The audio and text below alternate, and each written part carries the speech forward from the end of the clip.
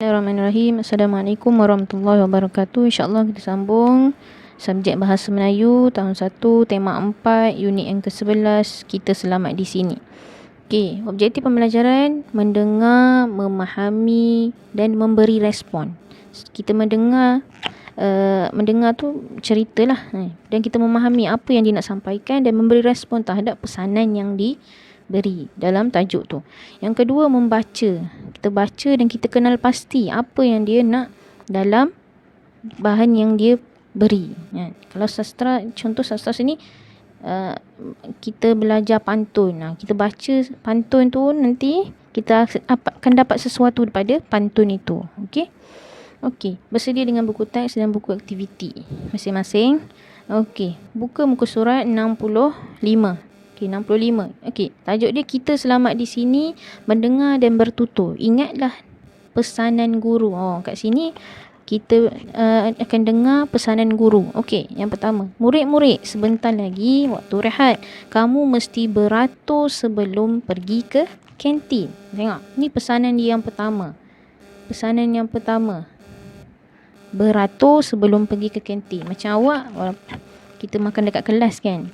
Jadi kena beratur untuk cuci tangan. Beratur untuk cuci tangan. Jadi apa respon murid-murid tu?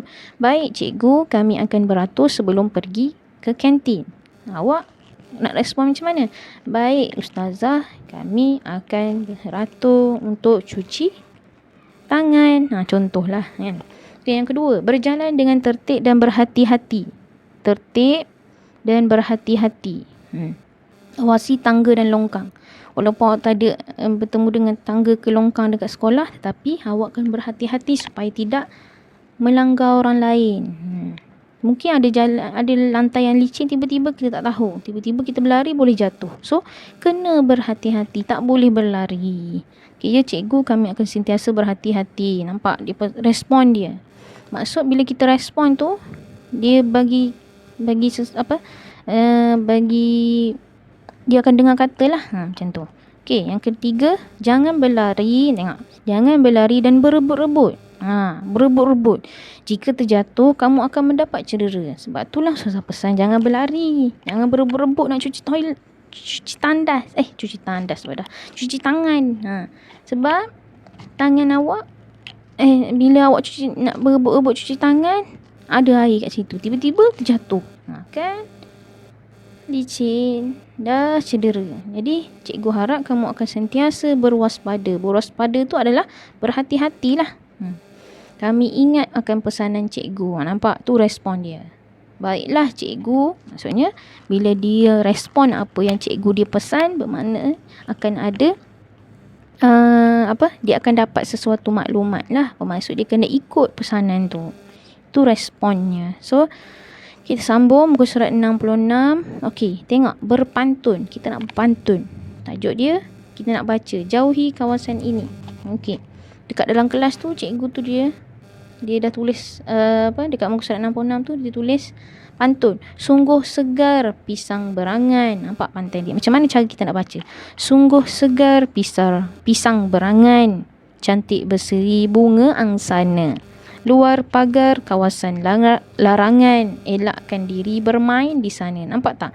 Di baris yang pertama tu kita tak nampak lagi apa benda dia nak beritahu. Tapi dua baris yang kedua bawah tu, luar pagar kawasan larangan. Nampak tak dia punya pesanan dekat situ? Maksudnya luar pagar itu adalah kawasan yang tak boleh keluar. Tak boleh, semasa sekolah tak boleh keluar. Okay, elakkan diri bermain di sana. Maksudnya kawasan larangan ni tempat yang dilarang oleh cikgu cakap, okey tu kawasan larangan. Maksudnya tempat yang tak boleh masuk, tak boleh pergi dekat situ. Okey, murid-murid, di manakah kawasan larangan itu? Dia kata, dekat dalam tu dia tanya dekat murid-murid. Cikgu tu tanya dekat murid-murid, kat mana? Ada seorang murid dia kata, di luar pagar sekolah, cikgu. Kenapa kawasan itu berbahaya? Lepas tu ada seorang lagi respon. Ni nampak, dia ada dua communication. Dia panggil ada respon. Okey. Kawasan itu berbahaya kerana jalan raya di situ sibuk. So bahaya. Jadi, ya murid-murid, kamu dilarang berada di luar pagar semasa waktu persekolahan. Tak boleh keluar sekolah sesuka hati sebab kita tak tahu apa boleh jadi dekat bawah. Banyaknya kereta lalu lalang. Jadi kena tunggu ustaz-ustazah dulu baru boleh keluar. Okey, pantun ni yang ustazah duk baca tu ialah salah satu cara yang terbaik cara untuk kita memberi pesanan. Dan dengan cara pesanan itu, sebab tu orang-orang zaman dulu, atuk-atuk nenek-nenek kita, moyang-moyang kita dulu, dia suka berpantun. Sebab dengan pantun tu dia akan memberi pesanan. Pesanan tu apa? Nasihat lah. Beri kebaikan untuk diri kita. Okey. Kita tengok muka surat 67. Kita tengok apa yang kita boleh dapat daripada pantun yang seterusnya. Anak muda mencari rotan. Rotan dicari di hutan dara. Harus waspada mengambil alatan agar diri tidak tercedera. Okey, apa yang kita boleh dapat daripada pantun ini? Anak muda tu kita lah kan, anak orang muda. Lepas tu harus waspada. Waspada tu apa? Berhati-hati untuk mengambil alatan. Gambar dekat situ dia tengah mengambil alatan sukan. Kena berhati-hati agar tidak tercedera. Mungkin ada terpijak sesuatu dekat dalam store tu, kita tak tahu macam-macam ada benda kan, paku ke apa ke, bahaya.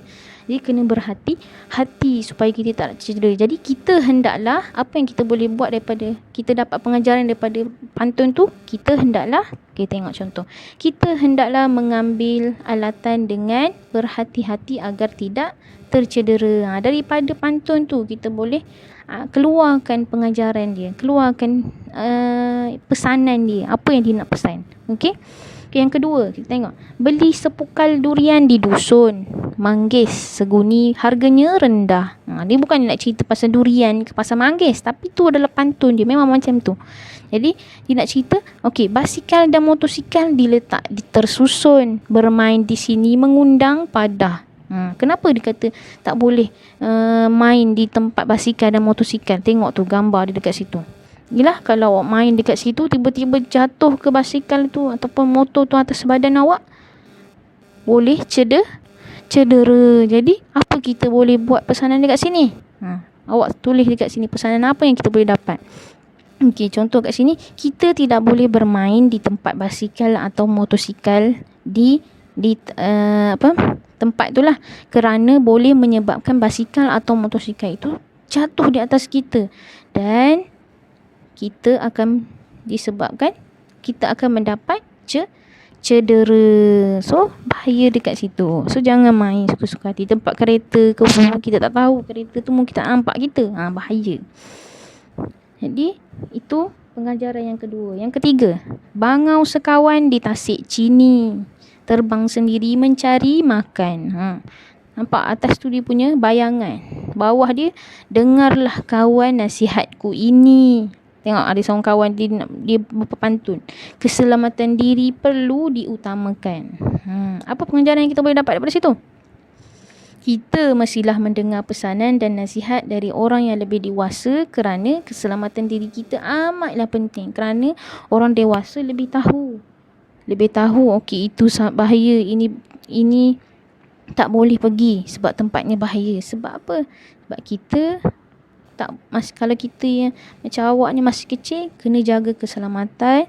Dan keselamatan kita, biasanya kita kena ada mak ayah atau abang kakak atau siapa yang lebih dewasa, cikgu ke ustaz ke ustazah ke, yang kena jaga. Sebab tu ustaz ustazah pesan kena selalu duduk tempat masing-masing supaya tak akan ada apa-apa kecederaan yang berlaku tanpa sengaja. Kita tak tahu kan.